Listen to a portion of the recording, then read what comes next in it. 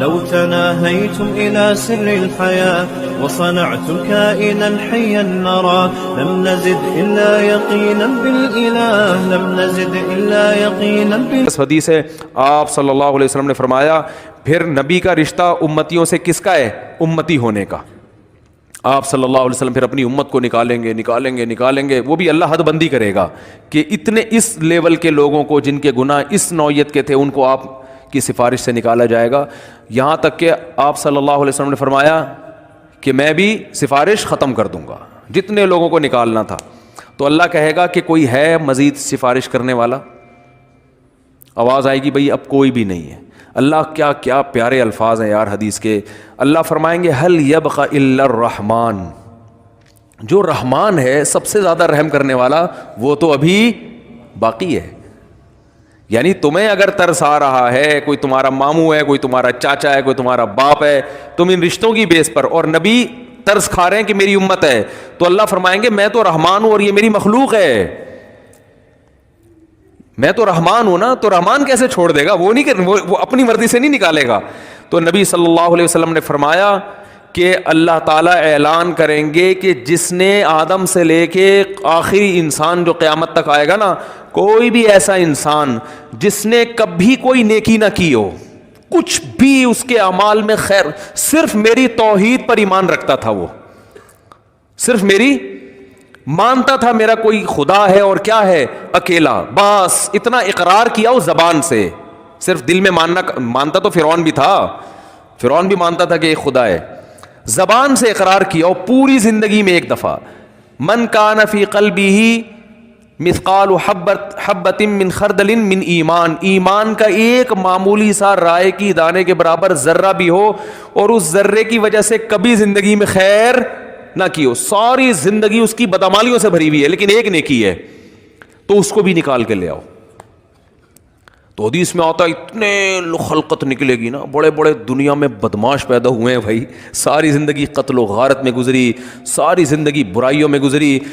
ہاں، اور یہ بھی آتا ہے حدیث میں کہ یہ اللہ اس وقت کریں گے یہ کام، ایک تو اللہ کہیں گے هل يبقى الا الرحمن کہ رحمان باقی ہے، دوسرا اس وقت یہ کہ جو کافر ہے نا وہ اہل ایمان کو تانا دے گا کہ یار ہم بھی برے تھے تم بھی برے، صحیح ہے نا، ہم غیر مسلم تھے اور تم اپنے آپ کو کیا کہتے تھے؟ تم ایک خدا کو مانتے تھے، تو تمہارے ایمان نے تمہیں کوئی فائدہ نہیں پہنچایا. ہمیں تم دنیا میں کہتے تھے اسلام قبول کرو، ایمان لے کر آؤ، تو بھائی انجام تو تمہارا بھی وہی ہے جو ہمارا ہے. تو قرآن کے حدیث میں آتا ہے اللہ تعالیٰ اس وقت جس کے دل میں بھی رائی کے دانے کے برابر بھی ایمان ہوگا نا، اللہ کہے گا میں اپنے ماننے والوں کو نہ ماننے والوں کے ساتھ نہیں رکھ سکتا. یہ غیرت کا مسئلہ ہے. تبھی لوگ کہتے ہیں نا غیر مسلم اتنے نیک اچھے اعمال کر رہے ہوتے ہیں وہ جہنم میں کیوں جائیں گے؟ او بھائی غیرت کا مسئلہ ہوتا ہے. آپ کی فرض کرو 2 بیویاں ہیں، ایک بہت خدمت گزار ہے لیکن وہ کہتی ہے کہ بھائی میں آپ کی بیوی بھی ہوں اور وہ جو فلاں جو ہے نا سبکتگین، ایسا نام نہ لو کہ وسیم ستار کو غصہ آ جائے نا، کوئی بہت مشکل سا نام کوئی بتاؤ، سبکتگین بھی نام ہوتا ہے نا کیونکہ یہ غیرت والا مثال ہے. سبکتگین نہیں بھائی، کچھ بھی بتا لو یار ہیں. ابے کوئی ایسا مشکل سا نام بتاؤ دنیا میں کسی کا ہوتا ہی نہیں ہے. ABCD صحیح ہے نا. وہ آپ کی 2 بیویاں تھیں، ایک اکڑ والی مانتی نہیں ہے بات کو، چائے کا بولو نہیں پکا کے لائے گی، آپ بولو بھائی کھانا پکاؤ نہیں پکائے گی، ہر وقت بس زبانی بد کلامی. لیکن جب اس سے پوچھا آپ کے میاں کون ہیں؟ بھائی یہ میرے میاں ہیں بس. ٹھیک ہے میں نہیں مانتی، ان کی ایک نہیں مانتی، لیکن ہیں یہ میرے میاں، مجھے ماننا چاہیے ان کی، مجھے ان کا احترام کرنا چاہیے، لیکن مجھ سے ہوتا نہیں ہے، کچھ اوپر سے فالٹ چلا رہا ہے، ہمارے خاندانی مسئلہ یہ آپس کی بات ہے ہماری. لیکن ہے بھائی یہ میرا میاں ہے، اس کے علاوہ میں کسی اور سے محبت نہیں کر سکتی. میاں والی جو محبت ہے وہ اسی سے ہوگی.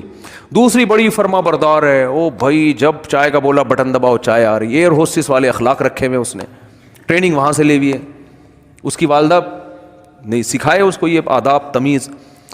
لیکن وہ آفس میں بھی آپ کے کسی دوست سے بھی اس کے سلام دعا بہت اچھی ہنس ہنس کے بات کرتی ہے.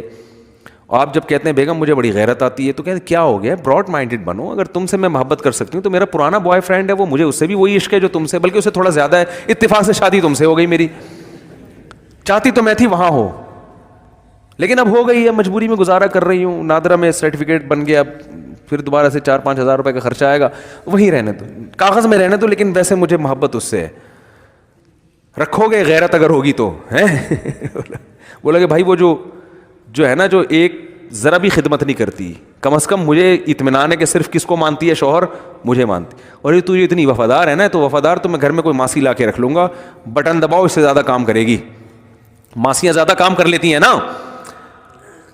کیا ہو گیا بھائی, ماسی کو تو پوچھا لگانے کا بولو, پوچھا لگائے گی. بیگم کو بولو پوچھا لگانے, تو کہے گی میں کیا پوچھا لگانے کے لیے آئی ہوئی یہاں پہ, اس لیے مجھ سے شادی کی تھی پوچھے لگوانے کے لیے. وہ تانا دے گی آ کر, ماسی تھوڑی تانا دے گی. تو بیوی کی ڈیفینیشن میں سب سے پہلے یہ کہ وہ آپ کے علاوہ کسی اور کو شوہر نہ مانتی ہو. باقی محبت کرے کسی سے, ابا سے باپ والی, بھائیوں سے بھائی والی, لیکن جو شوہر سے جس طرح کی محبت کی جاتی ہے, عشق کیا جاتا ہے, وہ صرف میاں ہی ہے.